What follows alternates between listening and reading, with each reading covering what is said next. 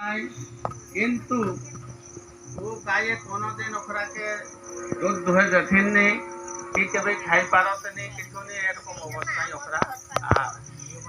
तो किना करा जाते होटल कते ए भाई हमरा के तो बहुत भूख प्यासे हैरान नहीं हो আর আমরা के तो जो दूध दही जब कोनो देई चली चले हमरा खाई चली आर चली थाके चलियो दूध दुहे पारियन नहीं किछु नहीं हमरा के मारो